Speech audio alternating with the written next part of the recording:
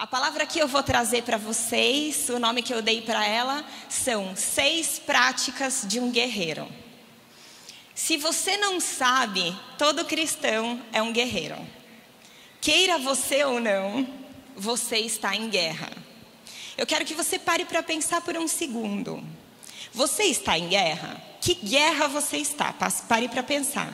Quais são suas guerras do momento atual? Pense rapidamente. Normalmente quem está em guerra já sabe rapidinho qual é a guerra que está vivendo, né? Mas existem alguns que estão vivendo uma temporada de paz nas guerras naturais. Então, se você não pensou em nenhuma guerra, eu quero te dizer que você pode estar sem guerras naturais, mas você está vivendo pelo menos 2 guerras. Uma delas é a guerra de você com você mesmo, a conhecida guerra da carne com o espírito. Então, internamente você está em guerra.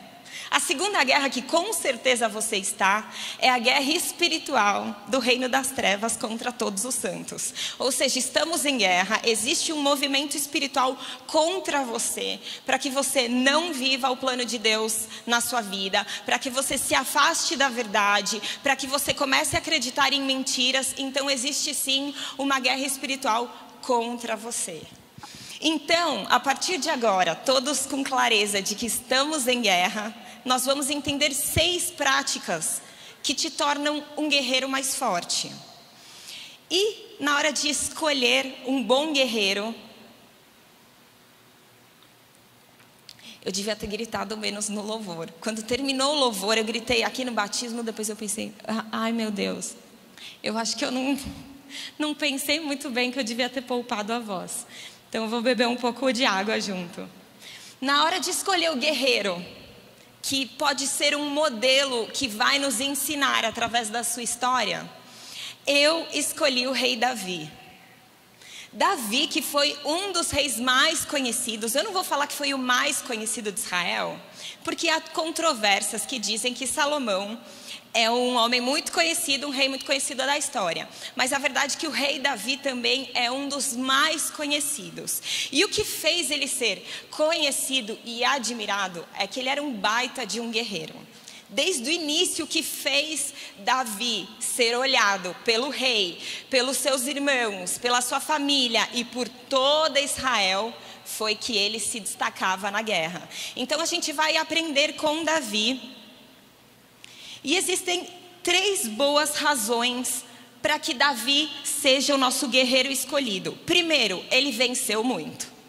Na hora de escolher alguém que você vai se espelhar, você vai escolher alguém que faz bem aquilo, certo? Se você tem um talento que você quer aprimorar, você mira em alguém que faz aquilo muito melhor que você, e aí você começa a tentar imitá-lo. Então Davi é um bom guerreiro a ser imitado, porque ele venceu muito. Saul, que foi o rei que veio antes de Davi, ele também era muito forte na guerra. E não só forte na guerra, ele era forte de estatura, ele era grandão, era impressionante quando ele chegava. Mas quando Davi se levantou como guerreiro, as mulheres cantavam: Saul matou milhares, mas Davi os 10 milhares. Então esse cara teve a fama de ser o melhor guerreiro. A segunda boa razão da gente mirar em Davi na hora de aprender a ser um guerreiro é que ele teve as suas fraquezas expostas. Então, gente, é muito bom a gente ter alguém para seguir, que ao mesmo tempo essa pessoa é muito boa e venceu naquela área, mas ela também não é tão perfeita e maravilhosa que está tão distante que não pode ser alcançada por nós. Então vamos lá. Uma pessoa que canta bem, já que estamos aqui na presença de muitos cantores maravilhosos. Quando você canta bem, muito bem, você está num coral. Você mira naquele que canta melhor do seu coral para ver o que ele faz, qual é a técnica, que técnica você usa e tal. Conforme a pessoa vai subindo o nível, aí ele começa a mirar naqueles cantores famosos, porque aí você já subiu o seu nível. Não dá para um mero mortal querer cantar como Beyoncé, não é verdade? Se você for desafinado, você vai mirar em alguém afinado, não na Beyoncé, certo? Esporte assim, em todas as áreas, é bom a gente mirar em alguém que é melhor, mas que não está longe o suficiente, que você nunca vai chegar. Davi era um guerreiro maravilhoso, mas ele não era Deus. Davi era um homem muito vitorioso, mas quando você vai conhecer a história de Davi, você descobre o seguinte: ele errava pra caramba. E aí quando você vai lendo, quanto mais você lê, você vai percebendo o seguinte: nossa, ele não é tão diferente de mim. Então, se Davi conseguiu ter uma vida tão íntima de Deus, aprovada por Deus, com uma adoração que agradava o coração de Deus, sendo desse jeito, eu também posso. Então, as fraquezas de Davi também colocam ele como um bom modelo a ser seguido, porque ele não é uma pessoa perfeita. E a terceira e última razão que eu quero dizer, para você olhar para Davi como um guerreiro que deve ser imitado, é que ele teve um coração que agradou a Deus. Lá em 1 Samuel 16:7, mostra o versículo de Deus falando com Samuel, quando Samuel vai ungir um dos filhos de Jessé.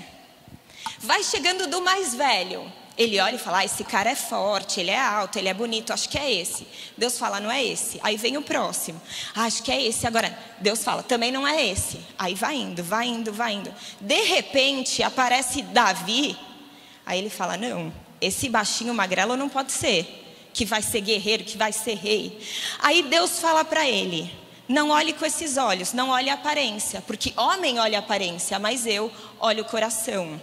Então o que Deus viu em Davi que fez ele escolher o rei de Israel foi algo em seu coração. E Salomão, filho de Davi, escreveu em Provérbios 4:23: sobre todas as coisas que você deve guardar, guarde o seu coração. Então eu quero dizer para você que é maravilhoso ser um guerreiro forte que ganha a batalha, só que se você tiver um coração aprovado por Deus, aí sim você vai ser um guerreiro bom. Então a gente vê todas essas coisas em Davi. Ele era vencedor, mas ele era humano como todos nós, tinha fraquezas. Então a gente pode mirar em chegar lá, mas o mais importante, o seu coração foi visto por Deus, e Deus viu algo que o agradou. Por isso Davi é um homem que, apesar de falho, é digno de ser imitado. Onde que eu encontro então essas 6 práticas de guerreiro que a gente vai olhar em Davi? Deus me deu o Salmo 31 para ser lido com vocês. Então eu peço que, se você trouxe Bíblia, abra no Salmo 31. E como são 6 práticas, eu vou passar de forma rápida com você. Se você quiser tirar foto na tela, a hora que aparecer escrito a prática, e acompanhe comigo. E eu espero que vocês possam meditar sobre isso e praticar na vida de vocês ao longo da semana. Amém? Então vamos lá. A primeira prática do guerreiro Davi que nós devemos imitar é declarar a nossa fé na hora da súplica. A gente vê isso nos 8 primeiros versículos do Salmo 31. Então eu vou ler, acompanhem comigo e já vão pensando sobre declarar a fé na hora da súplica. Versículo 1: em ti, Senhor, me refugio, não seja eu jamais envergonhado. Livra-me por tua justiça, inclina-me os ouvidos, livra-me depressa, seja o meu castelo forte, cidadela fortíssima que me salve, porque tu és a minha rocha e a minha fortaleza, por causa do teu nome tu me conduzirás e me guiarás, tira-me do laço que as escondidas me armaram, pois tu és a minha fortaleza, nas tuas mãos entrego o meu espírito, tu me remiste, Senhor, Deus da verdade. Tu detestas os que adoram ídolos vãos, eu porém confio no Senhor. Eu me alegrarei e regozijarei na sua bondade, pois tem visto a minha aflição, conhece as angústias da minha alma, e não me entregaste nas mãos do inimigo, firmaste os meus pés em lugar espaçoso. Quando ele chega na presença de Deus, aqui claramente ele escreveu esse cântico, que eu digo que é um cântico, mas também é uma oração, mostrando o caráter guerreiro dele. Ele era um cara que estava declarando que estava com muitos inimigos, que estava no momento de guerra, e ele chega na presença para entregar algo para Deus, um cântico ou uma oração. E aí ele começa a pedir: me socorre, me ajuda. Eu sei quem o Senhor é. O Senhor é o Deus forte, o Senhor é a minha fortaleza, eu confio em Ti. Então ele faz declarações de fé na sua súplica. Em primeiro lugar, é muito importante entender que Davi, sendo rei, sendo líder, sendo o grande capitão da batalha de Israel, na hora do vamos ver e da luta, ele ia suplicar na presença de Deus. Ele sabia qual era o segredo da vida dele.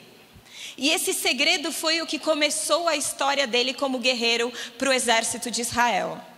Se vocês voltarem para o início, quando ele era ainda jovenzinho, ele tinha sido ungido rei, mas ele ainda não era ninguém conhecido.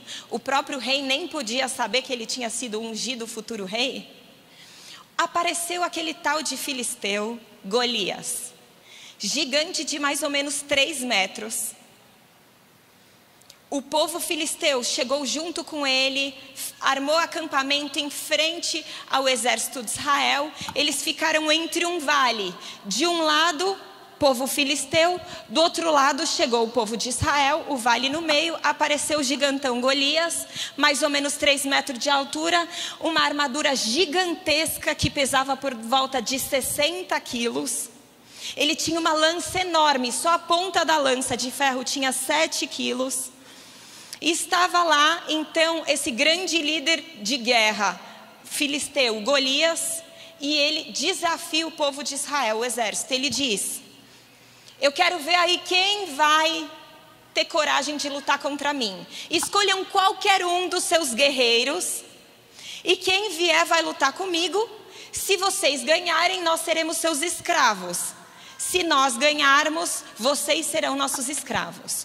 O povo de Israel ficou desesperado, Saul ficou desesperado.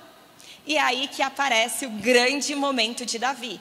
Davi estava lá indo levar lanche para os seus irmãos, que o pai tinha pedido. E aí ele fica sabendo de Golias. Vai lá ouvir o que o cara está falando. E aí ele diz: espera, quem é esse incircunciso que tem coragem de desafiar o Deus de Israel? Então percebam qual é o combustível de guerra de Davi. É a aliança do seu povo com o único Deus. Porque ele não fala: quem tem coragem de desafiar o grande exército de Israel? Ou quem tem coragem de desafiar o vencedor rei Saul? Ele tinha claro entendimento, porque ele tinha relacionamento com Deus, criado em intimidade. Ele era um adorador que tinha tempo com Deus no seu particular. Então, quando chegou o momento da guerra, o que motivou Davi a querer aceitar o desafio foi a sua fé. E ao longo da vida de Davi, o tempo todo, em qualquer guerra, em qualquer circunstância, ele dirigiu uma súplica para Deus. E esta súplica era sempre banhada de fé. Nós precisamos sempre buscar a Deus diante das nossas batalhas e das nossas lutas pessoais. Só que existe uma grande diferença de um cristão que chega perante Deus e fala: Senhor, faz alguma coisa, Senhor, faz alguma coisa, Senhor, faz alguma coisa. E ele termina a sua súplica e não crê que Deus vai fazer. Uma das características de Davi é que ele cria. Porque vamos combinar, se ele não cresce, ele não teria ido lutar com Golias. E não só ele teve coragem de ir lutar com Golias, como na hora que ele vestiu a armadura de Saul, ele falou: então, não vai dar, eu não vou conseguir, vou tirar tudo, vou pegar umas pedras, uma funda. Então preste atenção, imagina o tamanho da fé do camarada. Claramente ele sabia que não era ele que estava indo lá lutar, não é verdade? Então a primeira prática de um guerreiro que vai vencer é ter fé na hora da súplica. Declarar a sua fé na hora da súplica. Se a sua súplica não estiver rodeada de fé, ela vai ser um lamento vazio. Segunda prática de um guerreiro: apresentar para Deus a sua realidade de guerra. Eu aprendi muito quando eu fui preparar esta palavra. Eu normalmente, tenho a mente otimista. Quando eu estou passando dificuldade, eu já quero até superar, fingir que não está acontecendo. Às vezes eu já estou orando, não vai dar tudo certo. Só que estudando esse salmo, orando, o Espírito Santo falou: então, qual foi a última vez que você sentou comigo para a estratégia de guerra? Porque a verdade é que sentar você e Deus é entender que Ele é o general de todas as guerras que você luta, e você precisa ir para o quarto da estratégia. Você precisa sentar com Deus, abrir o papel e falar: então, a situação atual é... E a gente vai ver essa segunda prática continuando o Salmo 31. Agora a gente vai ler do versículo 9 para o 13. Então preste atenção, ele narrando qual era a situação. Compadece-te de mim, Senhor, porque estou angustiado. De tristeza se consomem os meus olhos, a minha alma e o meu corpo. Gasta-se a minha vida na tristeza e os meus anos em gemidos. Debilita-se a minha força por causa da minha iniquidade, e os meus ossos se consomem. Tornei-me objeto de deboche para todos os meus adversários, de espanto para os meus vizinhos, de horror para os meus conhecidos, e os que me veem na rua fogem de mim. Estou esquecido no coração deles, como morto, sou como vaso quebrado, pois tenho ouvido a murmuração de muitos, terror por todos os lados, conspiram contra mim, tramam tirar-me a vida. Vamos olhar com olhos humanos. Esse cara tá bem na pior. A hora que ele senta para narrar a situação atual dele é o seguinte: eu estou como um vaso destruído, vaso quebrado. Não estou aguentando de tanta tristeza, de tanta angústia, de tanto temor. Eu estou sendo deboche para os meus adversários. Até os meus amigos estão com terror de ficar perto de mim, porque eu sou um baita de um perdedor. Todo mundo está vendo que a minha temporada é mal. E está todo mundo me esquecendo, meu coração está destruído e eu estou abandonado. Então, parte número 1 do quarto da estratégia. Davi falando a situação atual dele. E Deus me ensinou, porque Ele falou que eu preciso passar mais tempo entregando e abrindo meu coração para Ele. Muitas vezes eu quero só declarar a minha vitória no futuro. E eu estou vivendo sozinha as minhas angústias e as minhas tristezas. E a gente pensa que ficar lamentando é postura de fraco. Mas eu quero dizer para você que um guerreiro vitorioso como Davi lamentava. A diferença dele é que ele lamentava para Deus. Ele entrava no quarto e falava: agora eu vou te dizer a realidade atual. Você não tem que ter medo de dizer para Deus o que você está sentindo e Deus olhar para você e falar: você não tem fé, então eu não vou te abençoar, você vai pagar por falta de fé. A diferença de Davi é que ele conhecia a Deus com tanta intimidade e ele tinha tanta confiança no amor, na bondade e na misericórdia de Deus, que ele não tinha problema nenhum em sentar e lamentar para Deus. Muitas vezes, como a gente acha que Deus é como professor e não pai, com professor é assim: você aprende, comparece no dia da prova, tira uma nota boa e o professor fala parabéns. Com pai é assim, e aqui eu vou falar como mãe. O Enzo tira a nota boa, mas só Jesus na causa, na semana da prova. Ele chora, ele grita, ele deita no chão: eu estou cansado, eu não aguento mais. Aí eu sou burro, não é muito fácil. Não é mais fácil, eu sou burro mesmo. Não, eu vou conseguir. Aí ele chora, aí ele não quer mais, eu estou cansado. E a mãe está lá. O professor só vê a nota final da prova. Quem está lá na hora de estudar é pai e mãe. E eu quero dizer para você que se você está na luta, meu amigo, vai ter dia que você vai ter que abrir o mapa da estratégia e falar que a situação atual é ruim. E a pessoa que você tem que sentar para conversar a respeito da situação, da realidade ruim, é o seu Pai Celeste. A gente pode ver isso como prática de Davi.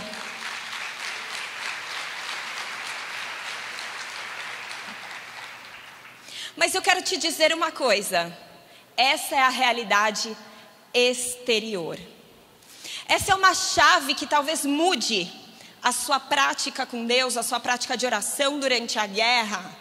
Porque o grande segredo de Davi ele expunha a realidade externa ruim para Deus. Mas acontecia algo logo após disso. E é a terceira prática que a gente aprende, prática do guerreiro. Declarar a força do ser interior. O grande diferencial da vida do cristão é o seguinte: a pessoa que não tem a Deus, tá ruim fora, tá ruim dentro. Não é verdade? Se o mundo desabar do lado de fora, o que é natural do ser humano? Desabar do lado de dentro. Não é verdade? Só que Davi vai mostrar uma realidade diferente na vida dele. E aí eu vou ler com vocês no Salmo 31, do versículo 14 ao 16. Então lembrem comigo, ele está falando: eu estou triste, eu estou angustiado, eu estou abandonado, eu estou lascado. Mas a partir do versículo 14 ele diz: quanto a mim, confio em ti, Senhor. Eu disse, tu és o meu Deus, nas tuas mãos estão os meus dias, livra-me das mãos dos meus inimigos e dos meus perseguidores, faze resplandecer o seu rosto sobre o seu servo, salva-me por sua misericórdia.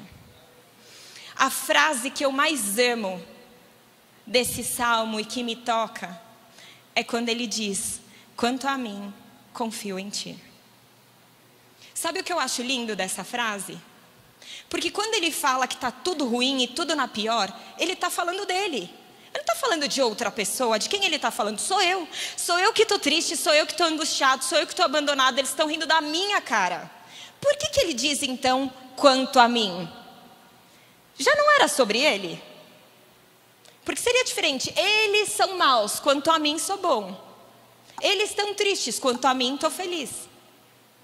Mas não, ele fala: eu estou triste, eu estou abandonado, eu estou sofrendo, mas quanto a mim, ele não está falando de outra pessoa, mas ele estava falando antes daquilo que é realidade externa. Mas de repente, ele faz uma declaração sobre qual é a realidade espiritual.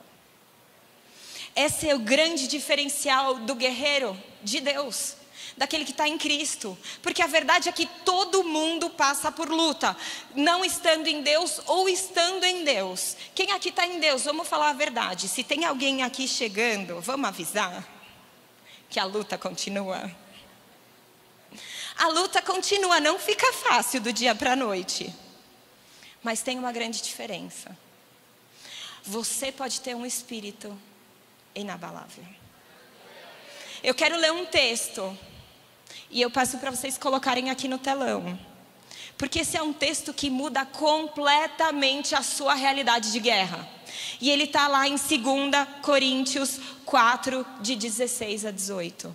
Não desanimamos, pelo contrário, mesmo que o nosso homem exterior se corrompa, contudo o nosso homem interior se renova de dia em dia.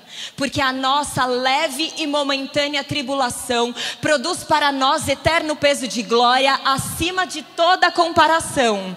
Não atentando nós nas coisas que se veem, mas nas que não se veem. Porque as que se veem são temporais e as que não se veem são eternas.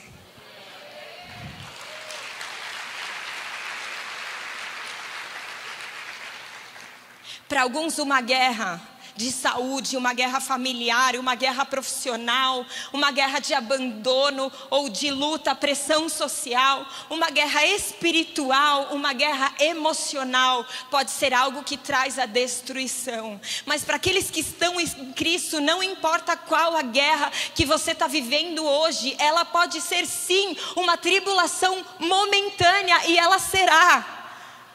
E ela vai gerar em você um eterno peso de glória. Sabe por quê?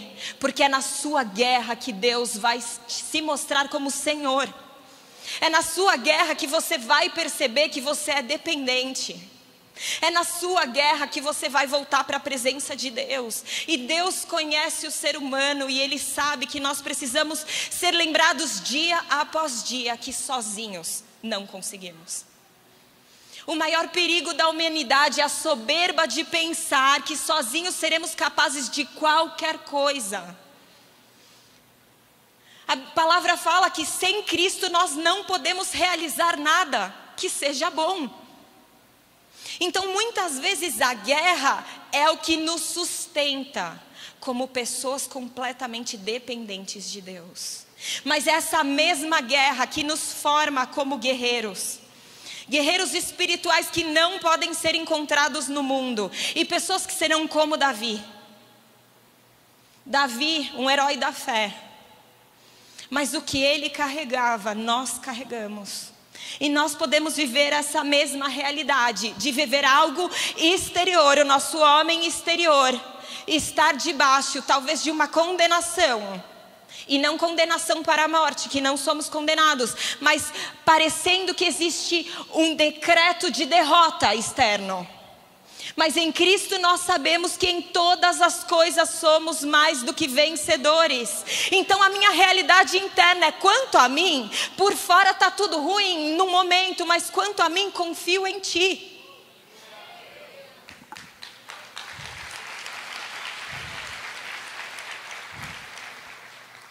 É lindo como ele fala: eu sei o que me fez confiar em Ti, eu fiz uma aliança com o Senhor.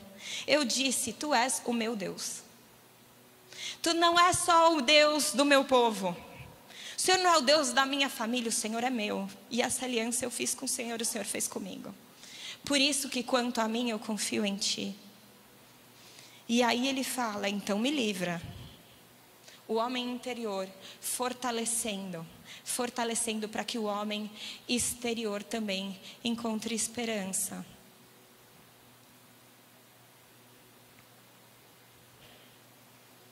Mas aí ele chega num momento, que é um momento que é a prática clássica do guerreiro. É a prática que a gente mais espera do guerreiro. E é a prática que as pessoas do mundo também esperam do guerreiro. E a quarta prática que nós precisamos aprender com Davi é clamar por justiça. O famoso sangue nos olhos. A gente vai lendo, continuando o Salmo 31, a partir do versículo 17. Não seja eu envergonhado, Senhor, porque eu te invoquei. Envergonhados sejam os perversos, emudecidos na morte. Emudeçam os lábios mentirosos que falam insolentemente contra o justo, com arrogância e desdém. Como é grande a tua bondade que reservaste aos que te temem, da qual usas diante dos filhos dos homens para com os que em ti se refugiam. No recôndito da tua presença, tu os esconderás das intrigas humanas. Num esconderijo os ocultarás do conflito de línguas. A verdade é que todo mundo que está na guerra quer justiça. Não é verdade? Existem algumas coisas que o ser humano anseia. Ele anseia por amor, ele anseia por paz, mas ele também anseia por justiça. Não é verdade? Principalmente se for justiça em nosso favor, não é verdade? Contra nós a gente não quer, mas o justiça para o outro, isso todo ser humano carrega esse anseio. Lá no mundo a gente vê bastante, mas não vamos ser hipócrita, né? Na igreja eu diria que é a mesma proporção. Nós devemos clamar por justiça? Claro que sim. Davi aqui, ele viveu mais ou menos 1000 anos antes de Cristo. Então faz mais ou menos 3000 anos. E Davi era numa época o seguinte, ele estava lá com os inimigos do povo de Israel. Ele chegava na presença de Deus, quando ele ia pedir por justiça, mata todo mundo, arranca a cabeça, me dê os despojos, as riquezas, vou matar os homens e pegaremos as mulheres. Aquela coisa, né? Senhor Deus, quero ver sangue. Então é bom fazer um adendo importante nesse ponto da pregação.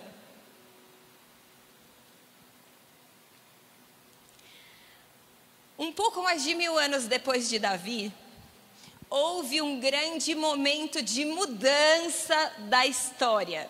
E esse momento aconteceu com o sacrifício de Jesus. Antes, o povo de Deus fazia sacrifício pedindo perdão pelos pecados, sacrifícios de animais puros. Mas em Cristo Jesus e no seu sacrifício, Ele que era o Cordeiro perfeito, imaculado, Ele se sacrificou por todos nós, e Ele que era perfeito, morreu no lugar de todos os pecadores. E todos aqueles que creem nele, hoje têm vida eterna. Então Deus já fez justiça no nosso lugar, sem a gente ter feito nada, sem a gente ter conseguido merecer. Pelo contrário, nós merecíamos a morte eterna. Então, a mentalidade do ser humano que está em Deus mudou.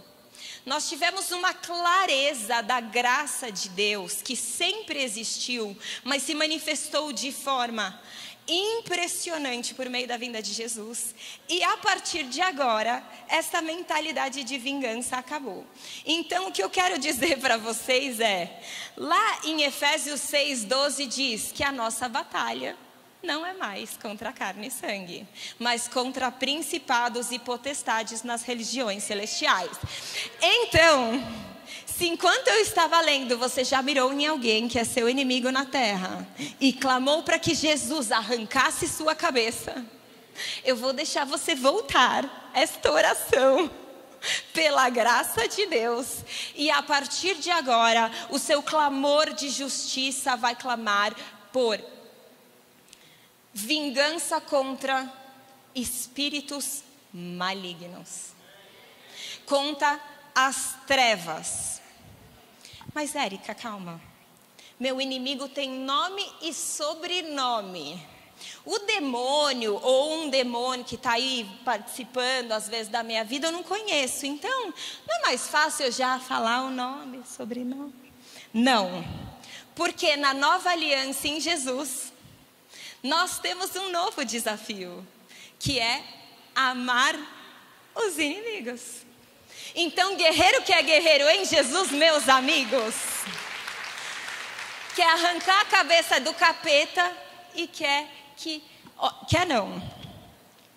vou corrigir aqui, por meio do Espírito de Deus, vai orar pela promoção do inimigo do trabalho.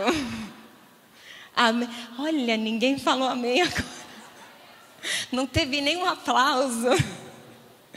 Agora, perante Deus como guerreiros espirituais, só que agora debaixo do general que é Cristo, nós buscamos justiça em amor, onde nós declaramos assim como Jesus declarou quando estava indo ser pregado na cruz, que ele disse: Pai, perdoa-os, porque não sabem o que fazem.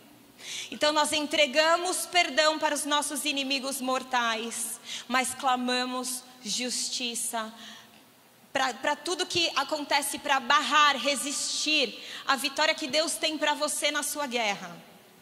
Aí o que eu vou te dizer, existem pessoas que muitas vezes vivem consequências negativas por lutarem contra nós na vida? Sim. Mas a justiça pertence a Deus. E o que o Espírito nos ensina é que nós precisamos lutar em amor. E não devemos nos preocupar como Deus vai fazer a justiça, mas nós precisamos clamar por justiça. Senhor, eu estou vivendo uma injustiça horrível, eu entrego nas suas mãos, eu clamo que o Senhor seja o meu juiz. Eu clamo que o Senhor me ajude a vencer essa batalha. E eu perdoo aqueles que estão me acusando. Eu perdoo aqueles que estão me perseguindo. Sabe por quê, meus amigos? A maior das nossas guerras é a guerra do reino de Deus. E não se brilha a luz do reino de Cristo sem amar inimigos. Essa é uma das maiores fraquezas deste exército. E essa fraqueza precisa acabar. Então nós clamamos por justiça, sim, porque o nosso Deus é justo juiz. Mas nós queremos justiça e queremos a luz do amor brilhando juntamente com a justiça. Por isso as trevas fogem e as vidas são transformadas. Não existe forma melhor de alguém que te odeia deixar de te odiar do que conhecer a Cristo. Se você puder ser diferente para aquele que te odeia, se você puder amar aquele que te odeia, adivinhe, talvez ele deixe de te odiar pelo poder do amor de Jesus que está em você. E aí a justiça continuará, porque o amor é a maior prova da justiça de Deus em nós. Pecadores que mereciam condenação são capazes de amar, e não o amor dos publicanos que só amam os seus amigos, mas que são capazes de amar até os seus inimigos.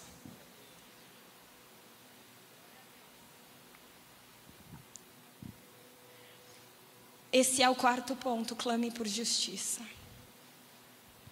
No clamor da justiça espiritual, quando você tem o entendimento que você vive constantemente numa batalha espiritual na sua vida, quer dizer que você precisa ter vida de oração. Não existe melhor forma atual de clamar por justiça perante o Senhor do que dobrar o seu joelho no seu lugar secreto. Então não existe essa prática de guerreiro sem que haja oração. Se você está vivendo batalhas, e como eu disse, todos nós estamos, mas você não ora, você não está gerando espiritualmente a vitória que Deus deseja para você. E é lógico que Ele é rico em misericórdia, Ele tem misericórdia até quando a gente ora menos.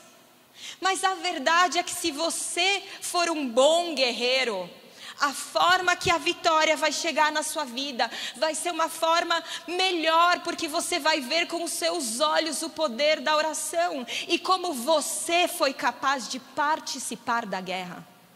Nós não somos um bando de fracassados que só estão sendo protegidos por Deus enquanto são fracos e coitados. Não, nós fomos feitos guerreiros em Cristo. Nós temos poder. A Bíblia diz que quando o Espírito Santo desceu sobre nós, Ele nos deu autoridade. E essa autoridade nos faz ter poder de declaração, trazendo para a realidade coisas que Deus deseja a respeito da nossa guerra. Então, se você está vivendo guerra e Deus deseja que você batalhe de forma espiritual, em oração, quando você faz isso, Deus honra a sua posição de soldado. Então, gaste tempo, não gaste tempo, mas treine ser um bom soldado. Eu imagino um soldado de verdade, de um exército de verdade. Ele não acha que é perda de tempo ir treinar fisicamente, ir para a academia, correr, porque ele sabe que ele precisa de preparo físico, ele sabe que ele precisa de um corpo forte. A oração é isso. Ela te prepara para ser forte espiritualmente, e ela gera em você tudo aquilo que você precisa para ser um guerreiro mais forte. A gente vê quantos salmos de Davi nós vemos. E é claro que eles são em formato de cântico, mas representam como Davi se relacionava com Deus. E essa prática nós precisamos imitar, para que sejamos guerreiros fortes como ele foi. Então, quarto ponto, clame por justiça. Quinto ponto. Eu amo essa parte. Porque Davi era admirável, né? Ele era corajoso pra caramba. Desde novo, quando ele cuidava das ovelhas, ele matou leão, matou urso que tentava pegar as ovelhas dele. Depois ele foi lá e enfrentou Golias. Então a gente olha como um cara muito corajoso, não é? E eu gosto desse quinto ponto, que é a quinta prática de um guerreiro, que é glorificar a Deus em vista da nossa humanidade. O que isso quer dizer? A gente vai ver nos dois versículos 21 e 22, que Davi diz: bendito seja o Senhor, que engrandeceu a sua misericórdia para comigo numa cidade sitiada. Eu disse na minha pressa: estou excluído da sua presença, mas tu ouviste a voz das minhas súplicas quando clamei por teu socorro. Glorificar a Deus. Glorificar a Deus é o propósito inicial do ser humano. Antes que houvesse pecado, antes que houvesse guerra, Adão e Eva, sem pecado algum, sem guerra alguma, eles já tinham o propósito inicial de glorificar a Deus. Esse propósito permanece em meio às guerras. E isso é muito importante para que o inimigo seja envergonhado. É que Deus continue sendo glorificado durante a guerra. Mas o que eu acho lindo a respeito de Davi é que muita gente podia admirar ele, mas ele sabia quem ele era. Então nesse momento ele diz o seguinte: bendito seja o Senhor. Ou seja, glória a Deus, porque Ele foi muito misericordioso comigo. Na minha pressa eu falei: estou ferrado. Então adivinhem só, Davi, o guerreiro de Deus, que tinha fé, que começa declarando fé, que começa declarando vitória. Eu confio em ti, as coisas estão ruins, mas o meu ser interior continua confiando em ti. E eu estou lá. Mas de repente, na hora que apertou, na minha pressa eu falei: já era, agora que eu vou morrer. Ou seja, Davi podia ser corajoso o que fosse, mas ele também tinha medo. E na hora que apertava, às vezes ele achava que não ia dar certo. Então Deus é glorificado porque Davi não pode ser glorificado. E adivinha uma coisa? Você pode ser maravilhoso, amado por Deus, imagem e semelhança, justificado, maravilhoso, mas ainda não é glorificado. É falho. E na hora que apertar, talvez você fala: ah, meu Deus, já era. Ufa, Deus veio. Foi tipo isso. Glória a Deus, porque Ele cresceu com misericórdia. Na hora que eu falei, já era, Ele resolveu. Deus foi glorificado e Davi continuou sendo somente um homem. Na sua vida, é importante você saber.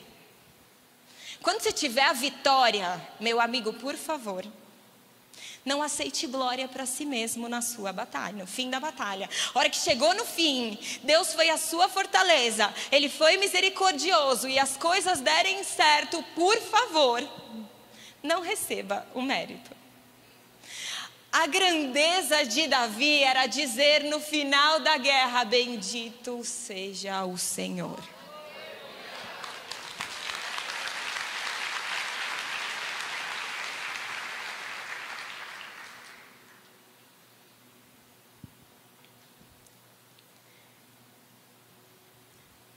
Em último lugar, a sexta prática.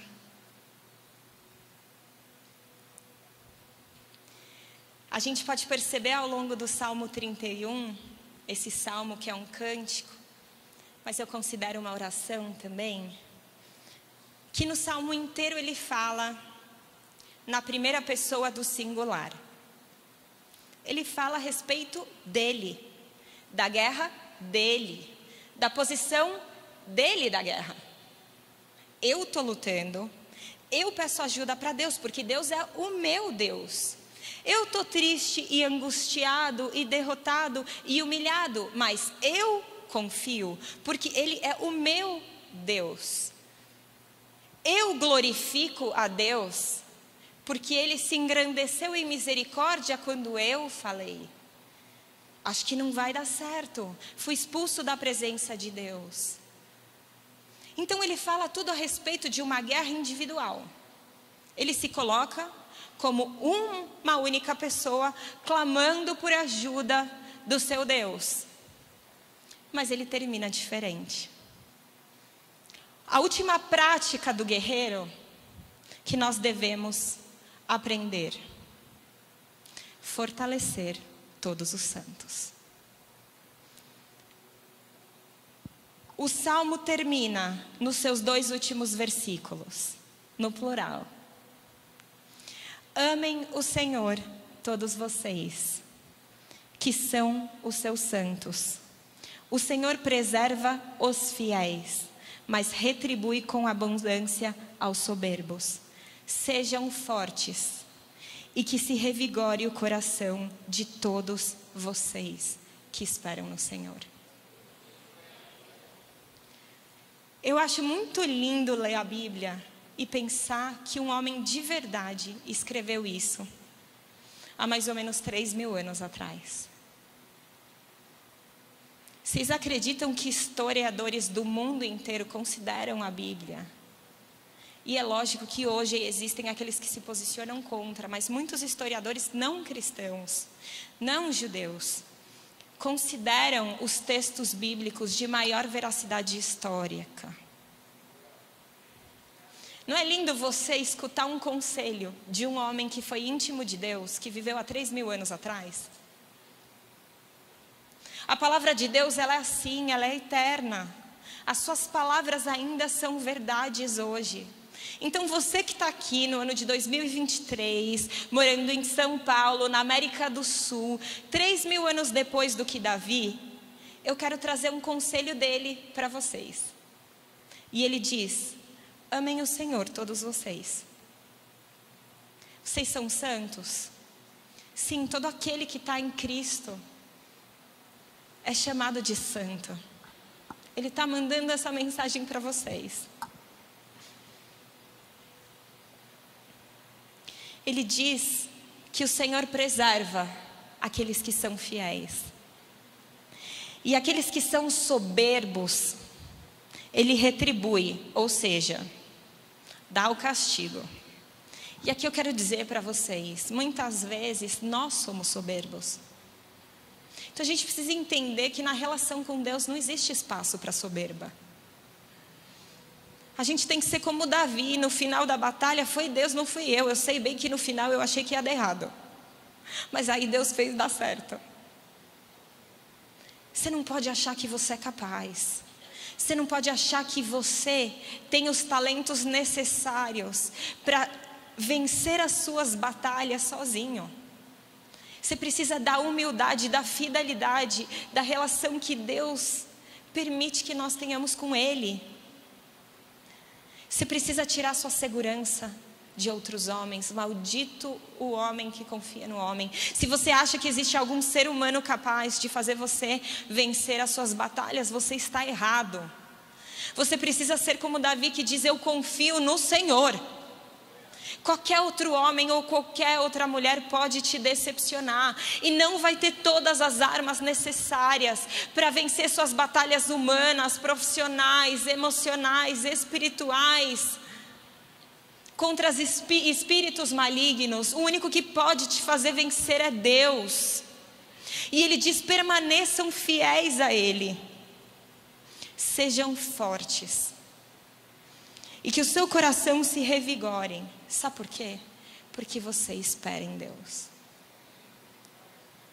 O fortalecimento dos santos é o que Cristo deseja.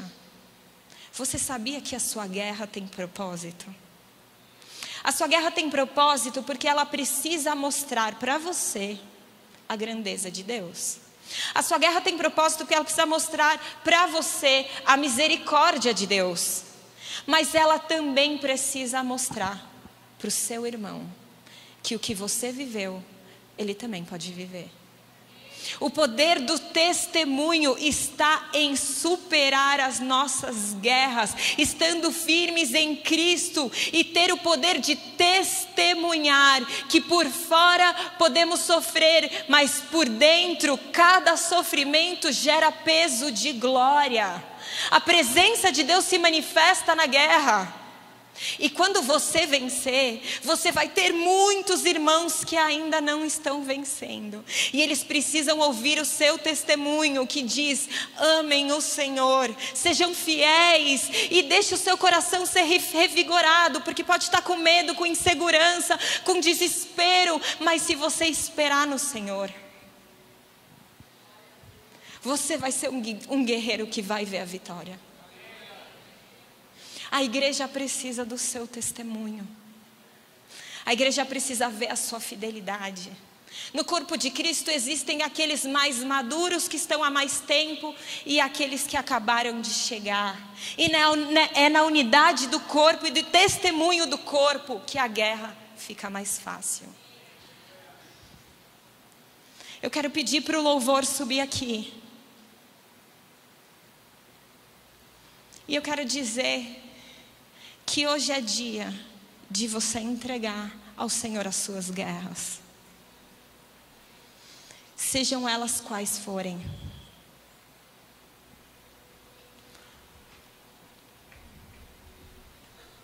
Existem todos os tipos de guerra, mas esses aprendizados podem ser aplicados a todas elas. Por isso meditem, aprendam com os salmos que nós temos na Bíblia. Participem da campanha. Às vezes a gente está tão fraco na guerra que a gente desiste de lutar. Mas eu queria fazer uma primeira pergunta. Eu quero saber se existe alguém aqui que está lutando sozinho. E quando eu digo sozinho, não é que você não tem pessoas que te amam, que querem te ajudar. Mas o seu espírito está sozinho. Todos aqueles que estão aqui, fortalecidos pela fé, um dia entregaram sua vida para Jesus. E nesse salmo de Davi, ele mostra que ele também, como indivíduo, um dia fez uma aliança com Deus. Está lá no versículo 14, ele disse: eu disse, tu és o meu Deus, nas tuas mãos estão os meus dias. E eu queria perguntar se existe alguém aqui que nunca fez essa oração para convidar Jesus para ser o seu Senhor e o seu Salvador. Você aceitar Jesus na sua vida é vencer a maior das guerras, que é vencer a morte. Todo aquele que se entregou para Jesus, a Bíblia fala que ele recebe vida eterna. Então a pior das batalhas já foi vencida por ele. E você pode receber isso. Não precisa fazer nada. Não precisa merecer, não precisa ser guerreiro forte. Pode se sentir fraco. Pode estar aquém. Mas se você estiver com ele, você vai vencer. Existe alguém aqui que gostaria de fazer essa oração para que Deus lute as suas guerras, para que o seu espírito não esteja mais sozinho, mas que Jesus esteja com você? Eu vou pedir para você levantar a sua mão. Não, pode deixar a luz baixa, por favor. Eu vou pedir para vocês. Existe alguém que gostaria de fazer essa oração? Eu vou fazer essa oração com você. Você quer convidar Jesus para estar com você, lutando as suas batalhas? Eu não estou vendo ninguém. Existe alguém que gostaria de fazer essa oração?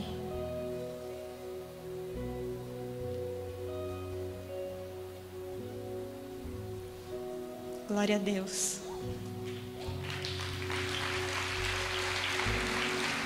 Eu vou pedir para as outras pessoas fecharem os olhos. Quero perguntar mais alguma vez. Se você nunca fez essa oração, eu posso te dizer que ela muda a sua história. Ela mudou minha história. Eu sou filha de pastor, mas teve um dia que eu falei: eu quero ter uma aliança com você, Jesus. Eu não quero que seja só o meu pai, eu não quero que seja por meio dele, eu quero que seja verdadeira. Existe mais alguém que quer fazer essa oração, que nunca fez uma oração de aliança com Jesus? Você que está nos assistindo também pela internet, eu quero dizer que se você desejar fazer essa oração, nós temos uma mensagem na tela, porque nós queremos orar por você, queremos conhecer quem você é. E a pessoa que levantou a mão, eu vou pedir para você ficar de pé, que eu vou fazer uma oração com você.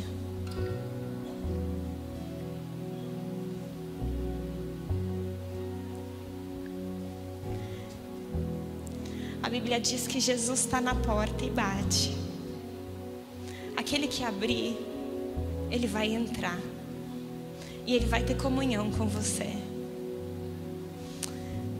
Então faça essa oração comigo. Jesus, eu te convido para ser o meu Senhor. Eu te entrego a minha vida. Me salva da morte. Limpa os meus pecados. Luta as minhas guerras. Eu não quero nunca mais estar sozinho. Eu te entrego a minha vida. Em nome de Jesus, amém. Glória a Deus. Essas pessoas que estão de colete gostariam de fazer mais uma oração com vocês. Se vocês puderem acompanhar, eles querem fazer uma oração individual.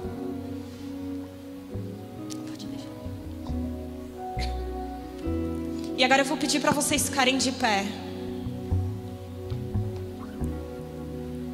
Porque hoje é uma noite de entregar as suas guerras para Deus.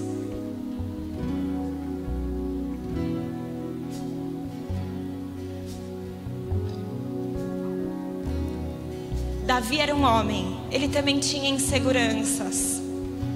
Davi era um homem, ele tinha muitos pecados. Ele tinha coragem? Tinha. Mas a coragem dele era a fé no Deus que ele conhecia. Se você ainda não conheceu a Deus como Deus que vence batalha, o Espírito Santo quer te revelar quem Ele é. Eu quero declarar sobre você que assim como o segredo de Davi não estava nele, o segredo de Davi era o Deus dele. Davi tinha aliança com Deus que vence guerra. Esse caráter de Deus não pode ser mudado. Então eu quero declarar sobre a sua vida. Não importa se a sua guerra é natural, se é humana. Não importa se sua guerra é espiritual. Não importa se a sua guerra é lutar para manifestar o reino de Deus. O futuro da sua guerra é vitória. Então agora eu declaro, Espírito Santo de Deus, eu clamo pela sua manifestação, manifestando quem Cristo é, porque Ele já venceu. Ele começou vencendo o maior dos inimigos, que é a morte. Paulo diz: morte, onde está o seu aguilhão? Ou seja, pior inimigo, onde está a sua pior arma? Foi vencida. Então a partir de agora nada pode te derrotar. Você pode passar por batalhas e passará, mas a vitória você tem em Cristo Jesus. Quando Ele morreu na cruz e 3 dias depois Ele ressuscitou, Ele compartilhou com o seu corpo o poder da ressurreição. E o poder da ressurreição é o poder para vencer batalhas. Então agora você vai fechar os seus olhos e você vai começar a declarar palavras de vitória e de confiança em Deus. Eu vou vencer as minhas batalhas, porque aquele que está em mim é maior do que o que está no mundo. Eu vou vencer a minha batalha porque eu confio em Ti. Eu sou falho, eu tenho medo, mas Deus está comigo. Eu sei com quem eu tenho aliança e essa aliança não pode ser quebrada. Eu posso pecar, eu posso ser mal, mas eu sou perdoado e é no perdão que eu me fortaleço, e é no perdão que eu conheço o poder do Espírito Santo que me eleva a viver uma vida para Deus. Se você está aqui agora e você está buscando força porque você tinha desistido da sua guerra, eu convido agora a dar um passo de posicionamento. Se você tem vivido uma guerra longa demais, ou uma guerra difícil demais, e você estava fraco, mas hoje o Espírito Santo de Deus está falando com você, e você quer se posicionar e mudar a sua posição de guerreiro que está desistindo, guerreiro fraco, para um guerreiro sabe que aquele que é o mais forte, aquele que você precisa para vencer está em você. Se você deseja começar um tempo novo, eu peço que você venha aqui. Dê um passo de posicionamento e diz: essa batalha que eu estava desistindo, eu declaro que eu mudo o meu posicionamento e eu serei guerreiro como Davi. Dê um passo de ousadia. E eu vou chamar os ministradores, que vocês venham, imponham suas mãos, orem pelas pessoas que estão aqui, porque uma coisa não pode existir na nossa guerra: é solidão, porque aqui nós somos um corpo, e a guerra do seu irmão é a sua guerra. A maior luta que existe é a luta do inferno contra a igreja do Senhor, mas a palavra disse que as portas do inferno não prevalecerão contra a igreja. O inferno vai se levantar contra você, sim. O inferno quer parar que novas pessoas conheçam o poder da cruz de Cristo, mas nós não desistiremos. Levantaremos a nossa voz para proclamar o Salvador. A vitória do Senhor. Glorificado seja o nome do Senhor, porque Ele se engrandeceu de misericórdia sobre nós. A vitória do Senhor. Quando nos levantamos, Ele vence. Quando tropeçamos, Ele nos levanta e Ele vence. Quando estamos todos caídos, Ele nos ajuda, Ele nos cura, Ele nos levanta e Ele vence. Quando o corpo está unido, Ele vence. Quando o corpo está dividido, Ele entra para gerar unidade, porque precisa de unidade para que vença. Por isso geramos agora unidade espiritual, humildade espiritual para ser unido. Não existe unidade onde há uma aglomeração de arrogantes, mas nós negamos a arrogância em nós, a soberba em nós, porque Deus resiste os soberbos. Mas declaramos que somos humildes perante o Senhor. Somos humildes perante o Senhor. Por isso somos um. E quando somos um, Ele vence. Essa declaração já está escrita no livro da história que foi escrito pelo Pai, onde o seu Filho vence. Nós não seremos a igreja que se desvia, porque só existe vitória na igreja que permanece naquele que vence. Só existe vitória onde permanecemos na verdade, porque a verdade de Cristo vence. Rejeitamos agora a mentira. Saia por essa porta. Rejeitamos a maldade que há em nós e entronizamos agora o leão da tribo de Judá, porque o seu rugido faz fugir todas as trevas. A igreja do Senhor permanecerá. Por isso eu convoco você que está aqui: pare de viver para as coisas desse mundo, porque o plano de Satanás para a sua derrota é que você abandone a Cristo, que você comece a buscar os seus próprios interesses e dia após dia se afaste dele e viva uma vida de pecado e esqueça o prazer da presença do Espírito Santo de Deus. e se afaste da igreja que vai permanecer. Por isso eu te convoco a viver num novo estilo de vida, onde Cristo é o foco. Onde Cristo é o foco, glorificar a Deus é o foco. Não um estilo de vida mundano que busca riquezas e fama e poder e prazer, mas aquele que busca verdadeiramente Cristo e permanece em Cristo terá todas as coisas entregues, terá vida em abundância, terá alegria, mas não perderá a vitória em Cristo Jesus.